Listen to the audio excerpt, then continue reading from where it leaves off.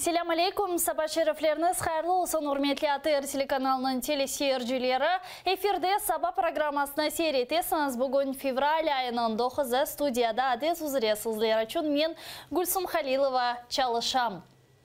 Bir hafta devamında sizlerine merhaba, sabah şerifleriniz hayırlı olsun, selam aleyküm degen sözlerle karşıladık. Bugün de istisna değil, bugün cuma günü erkesine bu ayrı günden, yani hayırlı günden hayırlayımız. Çünkü elbette ki bütün Müslüman ümmeti için bugün her haftada olğanı gibi bir bayramdır.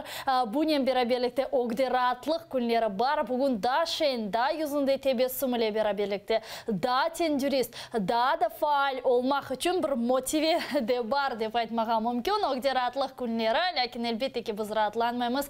Қырымда yüz bergen hadiseler devam ете. Buna bakmadan yüzümüzde tebessüm ile sabahdan uyanayıq ve gün devamında bu tebessüm yüzümüzden solmasın. O sebepten diğer хорanta azalarınızı uyatınız, özünüzde uyanınız, hürmetli seyirciler. Sabah programmasını seyretesiniz. ATR telekanalının yayını sizler için erdayım çalışa ve bugünkü informasyon günü ATR telekanalında informasyon günü, sizin telekanalınızın informasyon günü beraberlikte karşılayımız. O sebepten bu büyük xorantağa siz de hoş olunuz. Ekranlarınızda rejissörlarımız erdayım telefon numaralarını gösteriyor. 073 419 41 58 067 963 81 32 degen telefon numaralar Erdayım bizim stüdyamızda çalışa. O sebepten bizlerge telefon açınız, bizle bağlanınız. Bunun beraberlikte Skype adresimizde bizde var. atr.tv degen Skype adreske dostlukha hoş olsanız tek sabah programmalarına degildi. Diğer ATR telekanalının informasyon programmalarına bağlanmağa imkanınız olacaktır. Bu sizlerge fikirlerinizni, düşüncelerinizni, gayelerinizni ifade etmeye bir fırsat verecektir.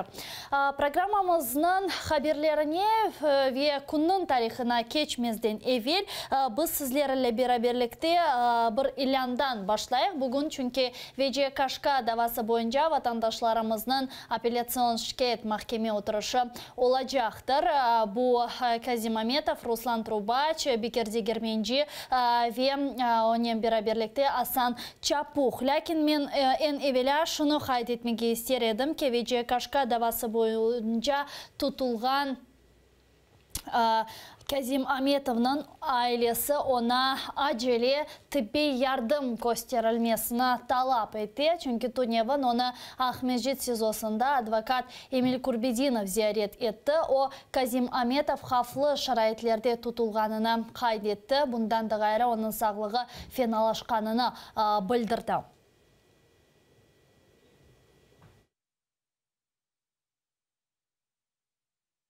За последнее время у него настолько все ухудшилось, я имею в виду состояние здоровья, что мне приходится об этом говорить, буквально кричать, потому что я знаю своего отца, он никогда бы, если там немного приболел, он бы не сказал. Значит, тоже критично. Дабы избежать негативных последствий, я поэтому хочу, чтобы работники СИЗО медицинские, да, обратили внимание на состояние здоровья моего отца. Hanin şu meseleni ve diğer suallerini biz şimdi bizle bağlangan Zayra Gasmidlayev Horultay Merkezi Seçim Komisyonu'nun reisinin müzakere edecekmiz ve haftanın neticelerini keliniz onunla beraberlikte müzakere edecek. Alo. Aleyküm. Selam aleyküm Zayra, sabah şerifleriniz hayırlı olsun. Allah razı olsun. Zayra, şimdi bir haberden ilandan başladık. Bugün VCKŞK davası boyunca kabatlangan vatandaşlarımızın apellasyon mahkemeleri olacak eken. Bu hafta siz bizlerge malumat beriniz ve mahkemenin neticeleri nasıl olacağını düşünüyorsunuz? Birinciden bu mahkeme Kapistanede hakkında. Bu yerde bu karar asıl da öyle bir yanlış alıngan ne için degende Bekir Tegermence'nin spravkası var. O öyle idarelerde asıl da olmak mümkün değildi. Spravka forma 3 о том, о невозможности содержания в таких учреждениях. Ondan gayrı Hasan Çapuk. Bu da insult geçirdi. Onu da mümkün edi çıkarıp demek подписку о невыезде, yani домашний areст olarak kullanmağa. Bugün endi biz haber keldi Kazim Ahmetov'un sağlığı yaramayın oşa. Ve Kazim Ahmetov'un kararı kabul edilgen zamanda bu vesikalarında көрсетілді başka bir Ahmet деген insan başka yaşta başka adını mına sözden var 5 kapı spravkanda ya pensiya olsun başka bir şey olsun bir arifin soyadında yadında yanlış olsa sana bir kapık vermezler. Bu yerde adam hapishane otura tam ters bir vesikalarına kullanıp onu azatlıktan demek onu hapishanede tutanlar. Bu sistemaları öyle işte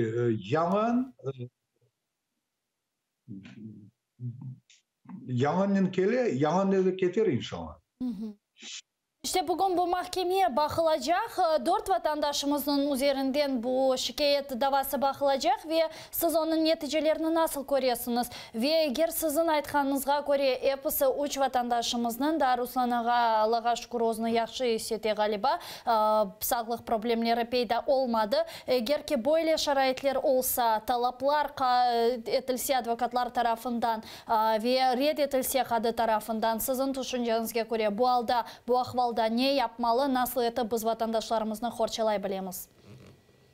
Birinciden aslında em olmaganda bir tamıç demek bet yüz degen şey olsa bu kadilerde kararını değiştirmek gerekli.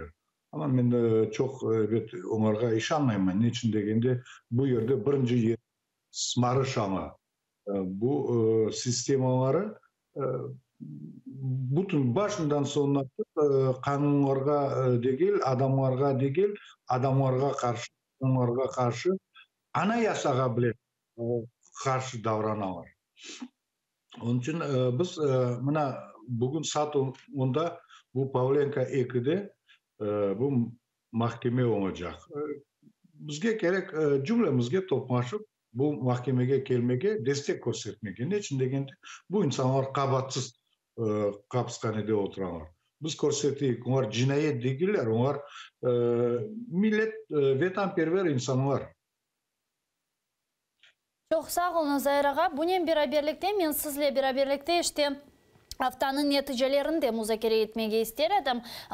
Bir hafta geçti. Bugün Cuma günü sizge de işte mübarek Cuma günü hayırlı olsun. Bu haftanın neticelerini müzakere etsek, siz neni kaydeter ediniz ve bu hafta bizim halkımızın tarihinde nasıl sizin düşüncenizge göre saklanılıp kala? Bilesiniz, birinciden asıl günden bu milletimizge baskı ziyadeleştire. Endi ne rahat günlerine bakalar ne başka bir günlerge ne sabah ne akşam bu polis kadınları keçe gündüz milletimizin korkuzmak hareketlerindeler. Sözden can koy bazar günü barıp bu polis bölüklerine davetlerini verirler. Bu demek Girey Kumametov'un anasına karşı cinayi iş açıp bu polis bölüğüne davet edilir. Bu Kalafatov'un evinde Kaminka'da tentüler ve bu kurlerde bu anayasasında kanunga karşı olmayan demek bir adamlık piketlerinin endi apellasyon şikayetleri bakımına. Ama bir yerde bir değişiklikler olmadı. Neden sebep? Smarış öyle. Asıl bu vesikalarda bu bütün yazılgan şeylerde yalan olğana bakmayıp kadiler kararını değiştirmeler. Nasıl sizden подтверждает там экспертиза изъятия плаката. Asıl plakat da olmadı, onu tutup almadılar ama endi ekspertizana al bargan ekenler. Nasıl sen al bar? Böyle oğa uşagan yalanlar bir demek mahkemede birisi yalan uydura, ikincisi onu destek etti. Değiştirmeyi, demeyi siz ne yaparsınız? Bu aslında olmayan şeyler. Yok. Neçin degende her kadi endi başından onu bu vazifeye getirmek için başta cinayet bir hareketlerinin batıran da sonra endi o endi o'z-o'zini bağlı değil. O korka onu yarın kapatmasınlar diye polis kapatmasın ya başka bir şey kapatmasın. Mına sözden yakın zamanda öyle bir karar kabul edildi. Bu kadiler zil sarış olsa bile arabanı kullangan zamanda onu toktatmak ve ona karşı bir hareketlerini polis yapmaya da akılları yok. İsteseler adam bassın, isteseler başka bir şey yapsın. O kadar öyle bir demek onlara bu cinayetlerge taziyede yollarını açamaz. Biz gördük de bu apellasyon mahkemede oturgan zamanda kadi kele bir parça muhabbeti kuvana şakan arayta bara 100 gram patlata son tekrardan kele bir şey çaynay son karar kabul etti. Gördük, duyduk. Kokusu da, sasığı da bütün şey belli. Ama kuvana hadi тюрьма это дело добровольное, туда заявление писать не надо, деп öyle böyle aslında оставить под стражей. Tamam. Bunun birlikte mına bu günleri Kurultay delegesi Remzi Muratov'un oğlu Fahriye de bu gibi hareketler yapılgan edi. Yani onun arabasını toxtatıp onu dumpuslegenler, bir yerge alıp ketkenler. Bu haqda bir malumatlarınız var mı? Endi olar bu yapılgan hareketlerge bir şikayet davaları bakılacak mı? Bir şey etilecek mi? Evet, bu Fahriye karşı hareket o aslında Fahriye karşı değil, Remzi Bey'e neçin degende o teftiş komisyon, Kurultay teftiş komisyon azası ve onun evinde endi bir kere tentif oldu, işinde bir kere tentif oldu. Onu korkuzmak için ve demek başkalarının da böylelikle korkuzmağa. Evet, onu bir yerge alıp ketmediler. Şu yerge belli olganın adamlar da geldi. Son polis kadınlarını da çağırdık. Şimdi bütün yerge gerek arizalar neler verildi. Advokatlar çalışa. Ama ben inanmayman, işanmayman. Bu cinayet kim yapkan belli olur. Ama biz bilemiz. Bu insanlar aynı urbada kullangan yürgen insanlar bu Abdülreşit Ciparov'un bağlasını kaçırgan ediler. Aynı bu polis urbanlarının yürgenleri Ervin İbrahimov'unu kaçırgan ediler. Onun için ne istediler anlayabilir ama arabanı aktardılar, bir şeyini timediler. Ama bir şey koydular mı koymadılar mı? Biz ricada bulunduk. Remzi Bey barınız arabanı polis bölümünün yanına getirip köpekle baksın onda silah taşımamadılar mı, narkotik bir şey taşımamadılar mı? Ne için degende öyle bir şeylerini de onlardan mümkün. Bunun birlikte işte bu sabah böyle haber peyda oldu. Advokat Edem Semidlayev'nin bildirgenine göre şimdi Yarımada'da işte malum ki bir aydan biraz çokçadan son Kırım'da Rusya prezidenti saylavları olacak ve Edem Semidlayev'nin bildirgenine göre bu saylavlar o arifesinde Kırım'da Yarımada'da represiyalar çoklaşacak eken. Bu hafta o bu tünevin akşam aytkan bugün haberler bu hafta peyda oldu. Siz de böyle düşünüyorsunuz mu ve şimdi seçimlerge barmamak ne kadar sizin düşüncenizge göre haflı ya da haflı değil bu alda vatandaşlarımızga ne yapmalı? Biraz önce bizni Edem Bey'in daima karıştıralar. Onu ben ayttim. Siz ayttınız. Ben ayttim.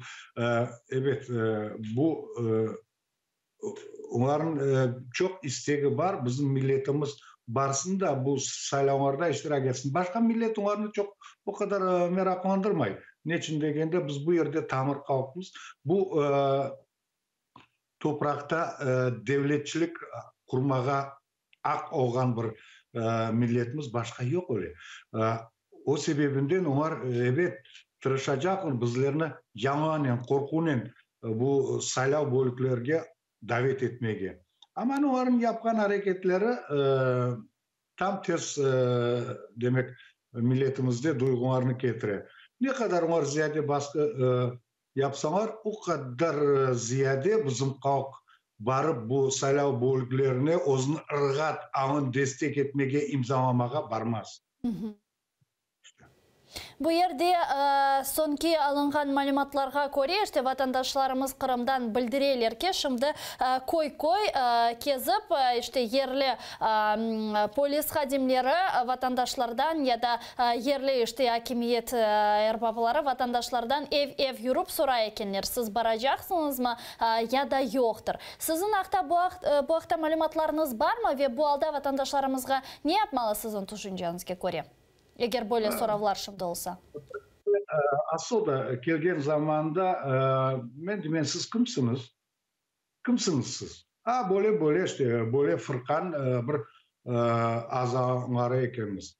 Bu Rusya'nı aşağıdan bir fırka var onda. Son men ayse men birinci isteğim var sizinle laf etmeye insan şekilde ana tilimizde laf ettiniz. Bir şey beceri almayanlar, getiler. Onun bütün lafı bitti. Ama milletimiz bir vakit bir şeyden korkmasın, korkmagan gibi ve daima öyle hareketlerde olsun. Saylanlar bu aktır. Bu boynun borcu değildir. Adam eğer men böyle bir mutlu yaşayayım, öyle bir çaslı adam barıp kuanıp bu saylanlarda iştirak etti. Eğer öyle bellemesi varmasa onun bir nesi yok. Onu ne pensiyadan kaldırarlar ne başka bir şeylerden ne için degende bu tekrarlamayım. Bu ak, bu borç değil. Это право, но не обязанность. Büyük teşekkürler. Zahiraga sizin mahkemege aşıqanızı bilemiz. O sebepten ak yol sizge eyliklerde görüşkence. Sağ olun. Құрылтай Меркези seçim комиссионның рейсі Зайыр Свидля бізіле скайп вассасыйле бағланды орметлі сейіржілер. О бізлерге юзберген авта девамында юзберген сонки адиселерінің нәтижелері ақта айтып берді. Айтқанына көре іште yazıq ki Rusya президенті seçimleri o günde yarımadada represiyalar çoğlaşacaktır. Bunun da beraberlikte keçken avta yakalanıp dumpuslengen Fahri Muratov davası boyunca işler başlatılgan. Advokatlar endi şikayet arizalarini bergenler. Yerli polis prokuraturaga bunun beraberlikte bir kişilik narazılıklar da mahkemelerde devam ede. Malum olgаны kebe endi 20'den 25'ten ziyade vatandaşlarımızga bu apellasyon mahkemeler, şikayet mahkemeleri red etildi ve bunun da beraberlikte şimdi saat 10'da Kırım vakiti boyunca saat 10'da VCKШK davasında kapatlangan 4 vatandaşımızın şikayet yani sınırlanıp usuluna şikayet mahkemesi bakılacaktır. Ruslan Trubaç, Kazim Ametov, Mustafa Bekir Degermenci ve Asan Çapuk. Onlardan üçünün yani Asan Çapuk, Bekir Degermenci ve Kazim Ametov'nun sağlığı gün-günden fenalaşa. Bu sebepten advokatlar onlarga sınırlanıp usulunu evge usulga geçirmege talap etmekteler. Bu günge yüz verecek mahkemenin neticelerini biz endi saat 10'dan sonra öğrenecekmiz. Ahmedjit civarında ve Ahmedjit'te yaşayan vatandaşlarımızın Pavlenka 2 sokağına eki adresi boyunca mahkemege barıp vatandaşlarımızı destek etmege çağıramız. Pervasız ve ilahayt kalmanız. Programmamızın ise en başına qaytsa hürmetli dostlarım, adet üzere biz sizlerge kunun tarihini takdim etemiz. İşte adetlerden keri kalmayıq, keliniz kaydeteyik birkaç uç adisini, sonra programmamızga devam edecekmiz. Bugün fevralının 9'u en baştan aytkanım gibi sabadan fevralının 9'u edi. Keliniz bakayıq bugün ne olgan. 1950 senesi Amerika Birleşken Devletlerinin senatörü Joseph McCarthy öz çıkışında Литванияда Devlet департаменті коммунистлернен толы олғаныны илян етті.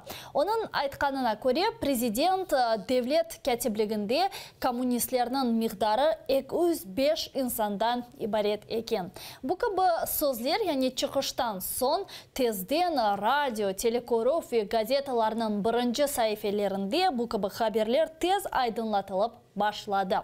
1950 сенесінден башлап, 1957 сенесіне қадар Америкада антикоммунистик кейфлер өсіп, сияси репрессиялар башлатылды. Бұл репрессиялар анти-Америка кейфлеріні ташыған инсанларға дар қалды. Бір чоқ инсанлар пейда олған эпосы проблемлерінің себебі коммунизм олғаныны айтмаға ве бұна ишанмаға башладылар. Бұл Американың іч сиясетіне ақиқатінде бұйық тесір етті, чүнке халық арасында юз берген бұл кіба кейіпсізліклер тыш сиясетке ве ичкі сиясетке бұйық тесір еткен. Конгресс атта іч қавсызлықнен бағлы о вақытлары 50-57 сенелері қанун қабыл етті. Шуны қайд етмек керек ке, бұл кібі адеселер да Американың тыш сиясетінен бағлы еді. Чүнке о вақыт Америка Қытайда малым олғаны кебі коммунист режимі или күрешмеге башлады. О вақыт анда баш генераль кәтеп Мао Цзэдун еді, оның сиясетіне қаршылықлар пейда олды. Ве енді затен тезден аман-аман Вьетнам женки де башлайжақ еді. О себептен іште Америка ве Совет бірлігі арасында олған бұл суық женк енді башлаганы вақыт бұтын дүнияда Америка коммунизм или бойлы шекілде көреше еді, ләкин малым олғаны кебіп оларды макартизмде бұл коммунизмге қаршы Америкада еленже сенелері пейда олған. Бұнен де бераберлікте бойлы әдесені қайд етмеге істередім. 1918 сенесі бірінші жан женки енді аман-аман екүнленгені вақыт Украина хал жүмхуреті ве меркези девлетлер, яғни Османлы девлеті, Алмания, Австро-Мажаристан ве Бұлғаристан арасында бөле гізі бір барышық аңлашмасы имзаланды. Оның шартларына көре бұл девлетлер Украина хал жүмхуретінің мұстақылығына қабыл ете еділер. УНР есе меркези девлетлерге қаршы құрылған иттифақларда иштирак етмемеге ваде етті. Бұнен бераберлікте Украина оларға яғни Австро-Мажаристанға, Алманияға, Османлы девлетіне мақсулатлар йолламаға разылық береді. Бұл аңлашманы да отмек барышығы, яғни хлебный мир деп адландырайдылер. Чүнке Украина отмегінің экспорты Австро-Мажаристан үшін пек мұймеді. Малюм ке бірінші жан-женкі аман-аман екүнленген вақыт Австро-Мажаристанда енді ачлық башлайжақ екен. Кележекте бұл аңлашма Украина хал жүмхуретіне язықке қаршы ішлемеге башлады. Чүнке Алмания бірінші жан-женкінде юттырған сон Антанта девлетлері УНР-нің мұстақылығыны қабыл етмеге рет еттілер. Бойлелекнен Украина Совет Русия или женкте өзю қалды. Аңлағаныңызға көре тізілген хлебный мир деп адландырылған барышық аңлашма ешбір емиетіні ташымағаны или бераберлікте ешбір файдасын да УНР-ге кетірмеді. Сонки бойлы мирақлы адесені қайд етмеге істередім, үрметлі достарым, Литвания еле бағлы. Ве біз бұл адесеге айры бір диқат айырмаға істедік, чүнке бұл халқта өзінің мұстақылығыне чоқилар девамында көрешіп, оның қазанған бір халқлардан бірі. Литванияда мұстақылық үшін көреш жергені черчевесінде умуми сорав тешкіл етілді шүкін февральның 9-ында. Анда иштирак еткенлерінің 90% Литванияның мұстақылығыне қол тұттылар. Бұл сорав январда үзберген қанлы адеселерден сон кечірілді. Референдумдан бірқач күн sonra Литванияның мұстақылығыны дүния девлетлері танып башлады. Бірінші бөле девлетлерден бірі Испания олған. Ама Совет бірлігі бұл шейге тек август айында разы олды. Литваниядаки адеселер насыл үзберді вен насыл нәтижелерге кетірді. Келіңіз бақайық.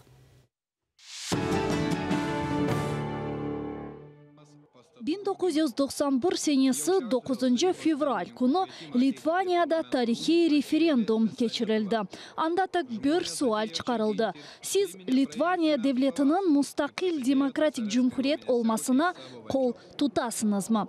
Bu soravnın neticeleri ülkenin takdirini bütünley deniştirdi. Ama referendumni geçirmek için Litvanyalılar az kureşmedi. 1988 senesi meydanga getirilgen Saudis adlı içtimai siyasi hareket müstakillik için kureşini başlattı. Onun liderleri Litvanya'nın medeni, siyasi ve iktisadi gayridan tıklanılığını talep ettiler. 1989 senesinin Mayıs ayında Litvanya'nın Yukarı Şurası yanı kanunu kabul etti. Bu vesika boyunca ülkenin teritoriyasında tek Litvanya parlamenti tarafından imzalangan kanunlar kullanılabiliyordu. Bir sene sonra ise növbetteki saylavlarda Saudis hareketinin iştirakçıları Litvanya Yukarı Şurasında çokluknu kazanmağa oldular. 1990 senesi 11 Mart günü yanı saylangan deputatlar Litvanya müstakilliginin gayridan tıklanılığı hakkındaki aktını kabul etti. Sovet Birliği'nin hakimiyeti böyle kararını reddetip Litvanya siyasetçilerini tezden cevapka çağırdı. Gorbachev kabul etilgen aktını lahu etmege talep etti. Litvanya rehberleri ise merkezi hakimiyetke birkaç kere aytışmalarını geçirmege teklif ettiler. Ama Moskva için tek bir şey mühim edi. Bu aktının lahu etilmesi. Mart'ın sonunda Sovet arbiyleri Vilnius'te birçok içtimai ve siyasi emniyetli binalarını öz nezaretine aldılar. İgün ayının sonunda Litvanya Yukarı Şurasının reisi Landsbergis 100 günge kadar aktını toktatmağa razılık berdi. Gorbachev ise bu vaziyetini barışık yolunun çözüleceğine işandırdı. Ama 1991 senesinin yanvar ayında karşılık yüksek noktaga yetti. 8 yanvarda komünistler Litvanya Yukarı Şurasının binasını zapt etmege tırıştılar. Landsbergis öz tarafdarlarını buna yol vermemege çağırdı. Moskvadan Vilnius'ke Alfa mahsus bölüğünün askerleri, desantçılar ve da diğer harbi kısımlar getirildi. Gorbachev Sovet anayasasına karşı olgan kanunlarını lahu etmege ve Litvanya'da Sovet anayasasının işini yanıdan tıklemege istedi. 11 yanvar günü Sovet askerleri en büyük şehirlerde bir sıra binalarını ve televizyon stansiyalarını zapt ettiler. 12 yanvar gecesinde Sovet ordusunun tankları Vilnius'un merkezine yol alıp televizyon kullesini sarıp almağa tırıştı. Ama onu korumak için adi vatandaşlar sokak ve meydanlarga çıktılar. Televizyonga yapılgan ucum neticesinde 14 silahsız insan öldürüldü da 60'tan ziyade yaralandı. Vilnius'te yüz bergen vakialarını kütlevi matbuat vasıtaları bütün dünyaga tarqattılar. Bir sıra devlet liderleri Sovet hakimiyetini takbih etkenleri için Gorbachev kuvvetlen meseleni çözmek usullarını reddetmege mecbur kaldı. 1991 senesi 9 fevral günü bütün Litvanya referenduma teşkil etildi. Anda iştirak etkenlerinin 90% müstakillikке kol tuttular. 12 fevralda ise gayridan tıklangan Litvanya Cumhuriyeti birinci olarak İslandiya tarafından tanıldı. Avgust ayında Sovet Birliği de Litvanya'nın müstakilligine razı oldu. Böylelikle Litvanya birinci olarak SSR'den çıktı ve komünist imparatorluğunun dağılığına yol açtı.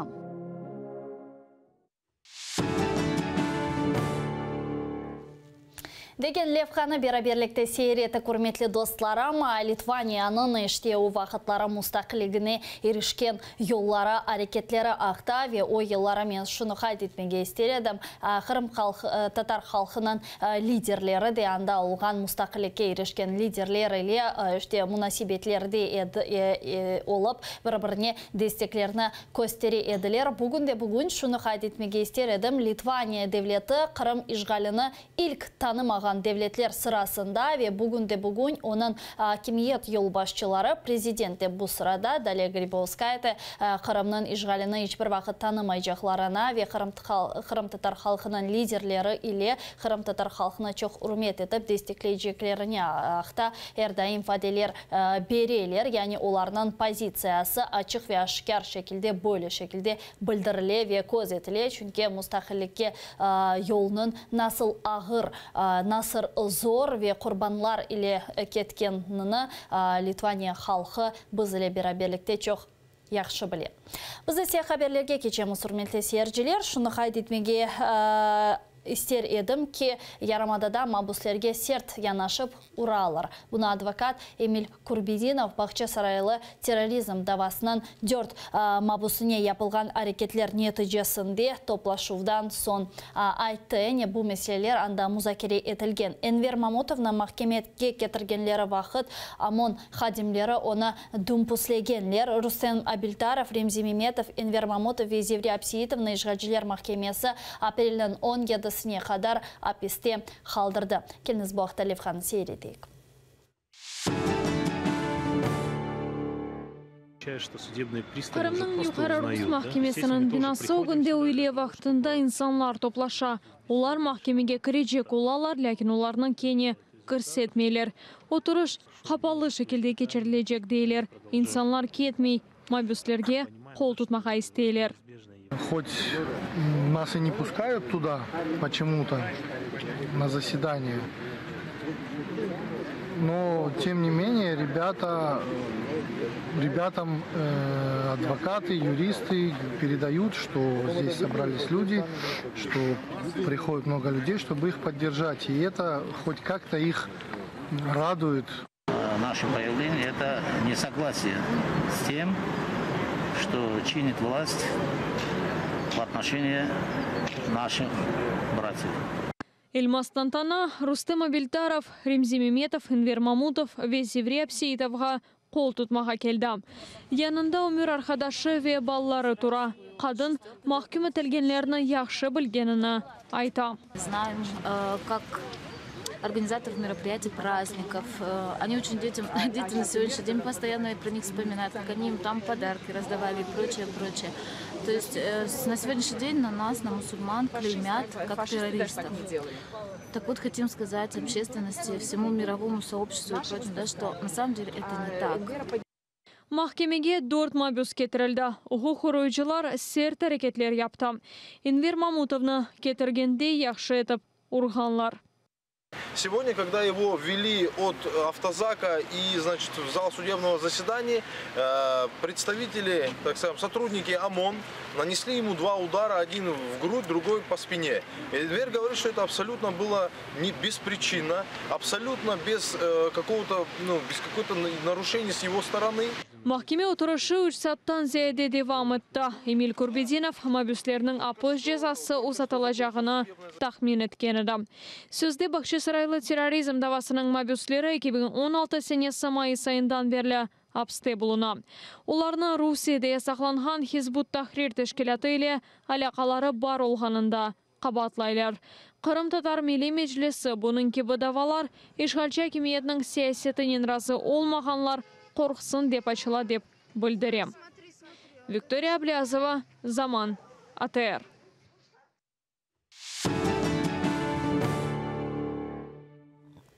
Деген левхадан sonra bu mahkeme davasında qabatlanğan bir vatandaşımızın, yani Remzi Memetov'un oğlu Dilever Bey Memetov biz ile şimdi Skype vasıtasıyla bağlandı. Onu selamlayıq.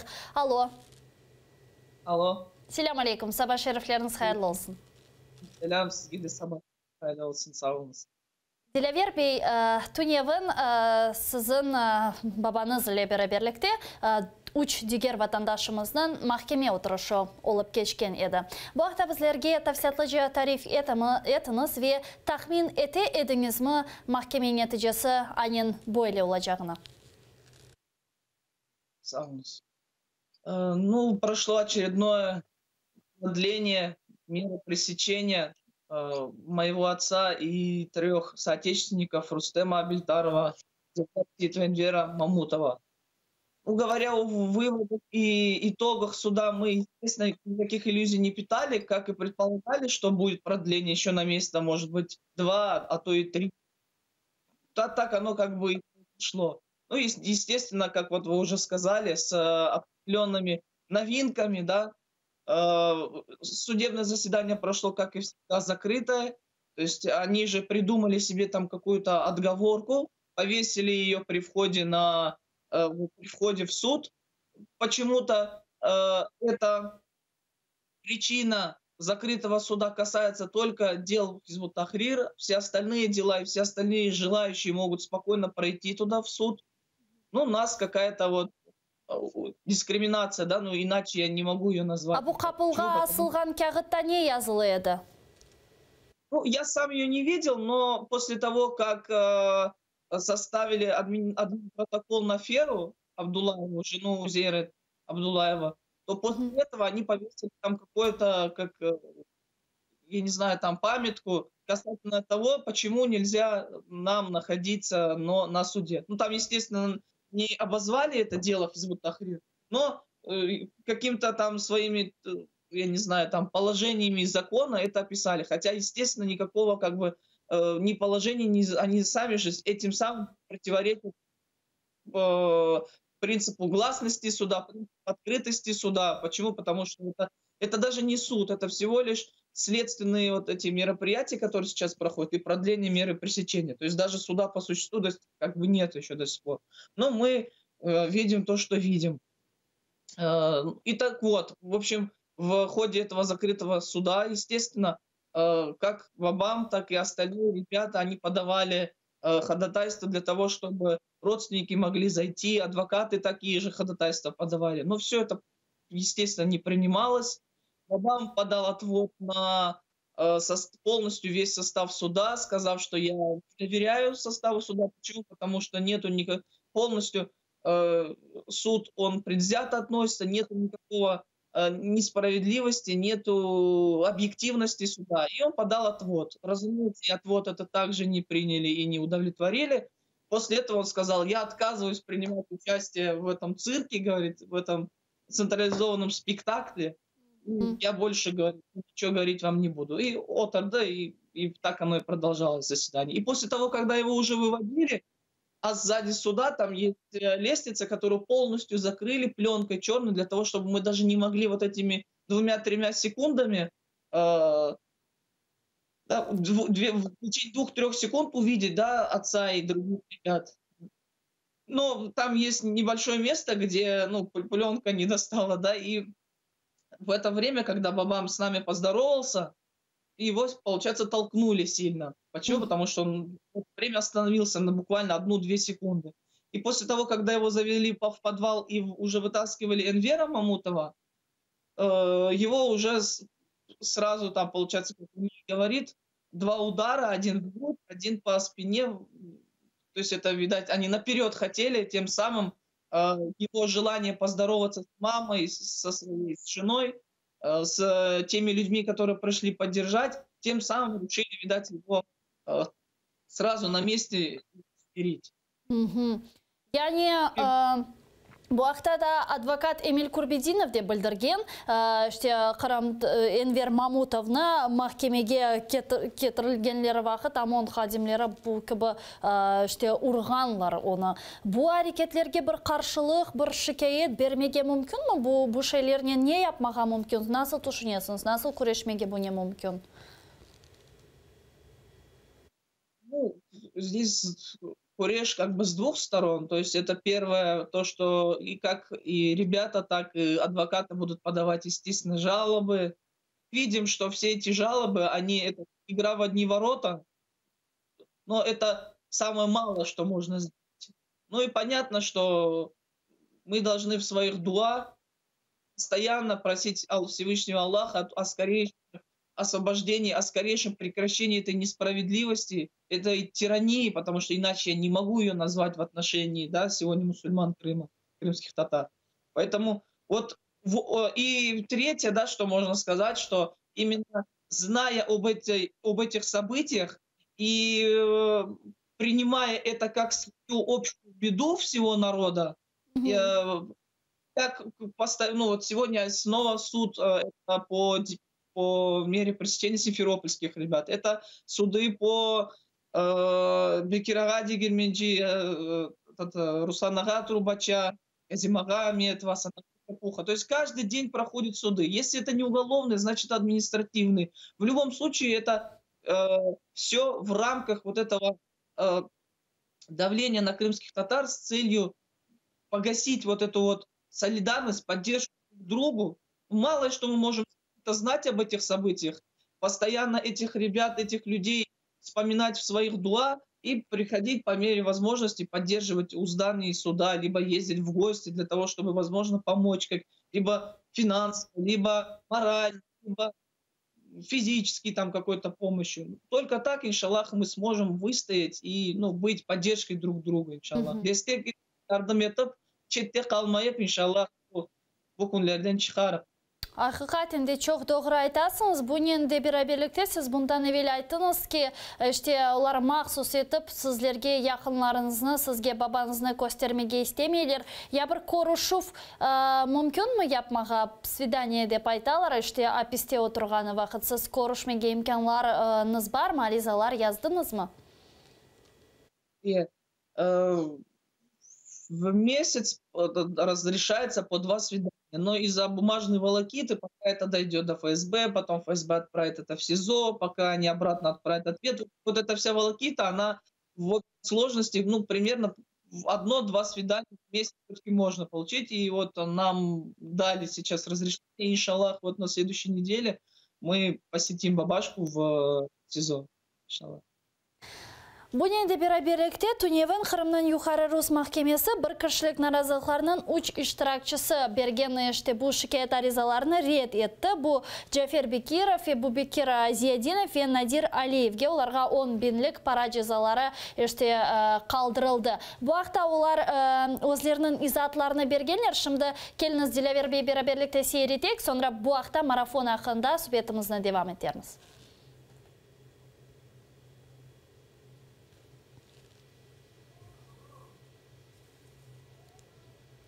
Решения было ясно видно, что все решения идентичны, и ничего в них нового нету.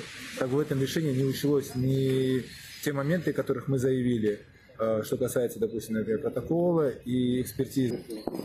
Суд не учел тот момент, что в деле указана экспертиза. О какой экспертизе можно говорить, если у Бекирова не изымался плакат? Прошло очередное судебное шоу по отношению моего доверителя. В апелляционной жалобе мы указывали на то, что состава преступления, административного правонарушения нету в действиях моего доверителя. Однако судья, читая нормы законодательства, должна была принять оправдательное решение. Однако судья этого не сделала. Деген бойлы делавербе изатларны ватандашларымыз берген, шымды бұл бір кішілік наразылықлар апелляцион шикаетлері бақыла. Сіз бұл махкеме нәтижелеріне насыл қимет кесесіңіз? Венді Қырым марафоны ақында біздерге бір мәліматлар беріңіз, лютфен. Насчет административных дел изначально было понятно, что это заказные, спланированные, как называли эти одиночные пикеты, где каждый вышел со своим взглядом, позицией на происходящее, назвали это спланированным мероприятием, то есть опять-таки против своего же закона. То мы же говорим, что наоборот, все спланированные изо дня в день суды над этими ребятами говорят о том, что это все дело заказное. Ну а раз изначально заказное, значит и итог этого суда тоже очевиден. Эти ребята как прав, они в конечном итоге так и будут вынуждены их платить. Ну говоря же о крымском марафоне, то на последней встрече мы объявили о собранной сумме на этот момент. Только по Крыму мы собрали порядка 2 миллионов рублей. Иншаллах, этой суммы на сегодня достаточно для того, чтобы оплатить все сегодняшние существующие штрафы, какие есть на сегодняшний день. Хотелось бы отметить здесь, что помимо крымских татар к этой акции присоединились не только крымские татары, но и русские, украинцы, многие другие. И география очень широкая. Это помимо Крыма, это и другие города России, Украины, Соединенных Штатов, Турции, Германии, Литвы, Польши и многих других стран. Естественно, это говорит о том, что мы на правильном пути, иначе бы люди не присоединялись к этому. Мы не питаем иллюзий, что завтра там остановится это все, штрафы, репрессии, трудности. Самое главное, что здесь, да, вот приятно как мне, так и особенно тем ребятам, которые получили этот штраф и оказались с этой проблемой. И они увидели, да, что джемат, наш народ, он отреагировал правильно на это дело. Да? Он принял эту беду, эту проблему как свою и, альхамдулиллах, смог правильно сделать определенные шаги для того, к пути разрешения этой проблемы. И вот мы это сегодня видим. Да? Каждый по 10 копеек, то есть на первый взгляд мы говорим, что что сегодня 10 копеек, да, 10 рублей. Мы даже копейками рубли называем сегодня. Но когда каждый крымский татарин, мусульманин поучаствовал в этом благом деле со своей поддержкой, своей взаимопомощью, не остался в стороне, то сегодня мы видим, да, когда собрался миллион, и этот миллион, он как гром среди ясного неба, да, то есть когда вот старый, да, уже рассказ о том, что если прутья в венике, веник не разломаешь, то прутья по отдельности разломаешь, да, то вот мы сегодня видим, что 10 копеек, 10 рублей это ничего, однако на весах, когда каждый поучаствовал в деле в решении проблемы народа, сегодня мы видим, что это очень сильно, это очень красиво, и каждый может гордиться, да, тем, что я поучаствовал в решении проблемы своего единоверца, своего соотечественника и брата. Ақиқат енді нафлеерге затем бізім аталарымыз айтмаған тамлай гөл ола деп. Ве бүгінде бұл гөлнің насыл елерлеген ве балабан олғанны бераберлікте көреміз. Ве менің түшінжеме көре бұл топланған 2 миллион рубле дабір кере бізлерге шуны қайды деве көстереке халқымыз ақиқат енді бірлік. Ендіден діле вербей, бұл бір кішілік наразылықларда қабатланған ватандашларымыздың бұл берілген жеза не вақыт төленележегі планлаштырыла? Бренді планлар тізілді ме, я да жоқ? Пока конечного плана нету. Почему? Потому что продолжаются еще суды, апелляционные суды. Уже по итогу, там есть, по-моему, 2 месяца по закону предполагается. Поэтому я думаю, когда будут все штрафы уже видны, сколько у кого какая сумма, иншаллах, потом также по очереди, все вместе будем, иншаллах, оплачивать эти штрафы, как уже принято по традиции. Букенеде хопхаларнен, что 10 рублелік копеклернен olacak, doğru mu? Иншаллах, хопхаларнен, чувалар, иншаллах, халқының дестіктен, халқының бераберліктен, иншаллах, бұл яда махкеме içinde, яда банк içinde, иншаллах, бұл пара жазасын төлейміз, иншаллах. Бүктен тәшәкүрлер, çok sağ olunuz bizle bağlanğanınız için eyliklerde görüşkенче. Allah Teala. Biz ile Бақчасарайдан Дилявербей Меметов бағланған еді өрметлі сейіржелер, обызлерге бабасының ве дигер 4 ватандашымыздың, Ялтадан бағышларсы ватандашымыздың махкемелері олғаны вақыт малюматларына берді. Бұнен бері берлікте қарамарафонының да не қадар енді пара топлағанына ве не вақыт төленежеге ақта изатларына діңледік бері берлікте. Ақиқат енді бірлік олған халқымызға бұл студиядан Атыр телеканалы адынан бүтін Қырым татарлар адырдан Қырым татарларға бүгден шәкірлеріне білдіреміз. Бірлік олғанымыз вақыт әлбет еке біз оғымызге чыққан эпсы имтиан ве маниялардан кечерміз ве бұл топланылған пара жүремелері біздерге да бір керек көстереке халқымыз бойсынмады ве бірлік олмаға әрдайым азыр олғаны кебі бүгінде ойледір. Программамыздың екілінмесіне 5 даққа қалар екенде үрметлі достларым, шуны қайдетмеге естер едім. Махкемелер ве саяси репрессиялардан ғайры қырымда қырым татарларының шақ эсерлері ве қырым татарларының тарихыны йоқ етуф меселесі де шымды чоқ бойле музакери етілген меселерден бірі Қансарай ақында сөз жүрсетем, чүнке Ханлар сарайының таван ағачылары ве кераметлері зынжырлы медресе янында кок түбінде ята екен. Енді олар чатламаға атта башлағанлар. Бұл мальземелер еніріне тамерлев ішлерін алып барғанлар яңысыны қоллана, ешғалжелер Ханлар сарайында реставрация еріне тамир ішлеріні кечіріп, оны бутафорияға чевірелер. Бөлет тамир ішлерінден сор медени ядегерлік ЮНЕСКО жетверіне кіріп оламас, яғни ЮНЕСКОға кіріп оламаса, Хан сарайының сақланылып меселесі де чоқ бойле музакире етілежек ве чоқ ағыр меселеге чевірілмесі мүмкін. Іште келіңіз бұл ақталеп хан сейретейік. Зынжырлы медресе янында Бахчисарайдағы хан жемесінден шығарылған ескі керамет чөплік дайын ята. Действие, уже хранение. Вот, пожалуйста. Вот таким образом исчезает черепица. Вот, посмотрите, это свежие. 2 черепицы подряд. И верхняя, и нижняя. Вот как их потом назвать? Кроме как вандалы, другого слова не подбирается. Асырларнен хан сарайының дамыны тұтқан бек таван ағачлары пычылды. Таван ағачларының ескі дүгілген мұхлары көріне. 19 асырының соңындан башлап оларына қолланмайлар. Фабрикада ясалған мұхларына қолланмаға башладылар. Его в 19 веке, уже в конце 19 века, не изготавливали кузнецы. Уже были фабрики, уже были заводы. Вот это 18 век как минимум. Понимаете? И вот посмотрите на эту балку, если посмотреть. Она видно, она срезе, что она в очень хорошем состоянии. Она просто вся намокла. Эдем Дудаковның фікірінше реставрация деп танытылған ішлер еріне земаневи реконструкция yapıла. Қадими ескі шейлер сақлансын деп, олардың тамир етілмесіне хусуси янашма, илми бір янашма olmaq керек. Реконструкцияда ise ескі шейлер еріне яңы ве земаневи сойлары қойыла. Бойлеже объектлерінің озгүлігі жойыла. Они говорят, а мы сделаем новые. Но вопрос-то это же не реставрация. Вопрос же в том, что мы должны сохранить вот то в первозданном виде.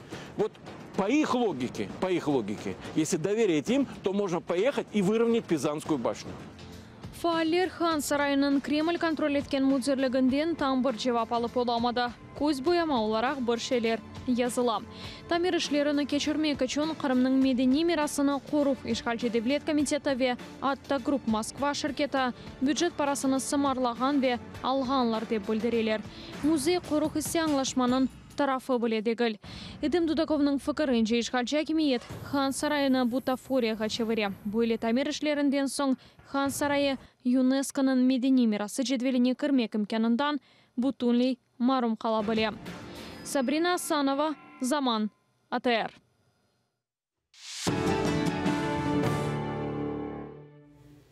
Аққат әнде Дембей Дудаков чоқ güzel бойле бір қияславны япты. Іште ешғалжілерінің мантығына көре Италияда ерлешкен Пиза қолесіні дедеңіштірмеге керек. Язық ке бүгін анаватанымызда юзберген адиселер, үрметлі сержілер бұндан ебареттір. Ләкін бұна бақмадан күніміз айдын олсын, бұна бақмадан юреклеріміз, қалперіміз айдын олсын. Ве әлбетті ке біз білеміз, әмде балалықтан, масаллардан өгренгеніміз ке бұ яқшылық әрдайым яманлықны. Еңе, о себептен біздерге керек олған шей садеже бұл яқшылыққа, кележек парлақ кележекке башымызны көтеріп, бойсынмайып, оге илерлемек ве насыл имтиянлар ве маниялар олмаса да олардан ақы иле, садақат иле кечмектір. Саба шерифлеріңізді бір кере қайырлы олсын, үрметлі сержілер, бүгін мұбарек жұма күні бұл күнен бұтын мұсылман үмметіні қайырлаймыз. Еліклерде көрішкенже базар әртесі күні сізлеріні бұл студияда мұхберлеріміз қаршылайжақ. Шымды есе Айша Хайберді Заман информацион программасы елі сізлеріні селямлайжақтыр. Сонра Елизавета Цареградская, соңки хаберлеріні музакир етежек. АТР-ден айрылманыз күн тек башлады.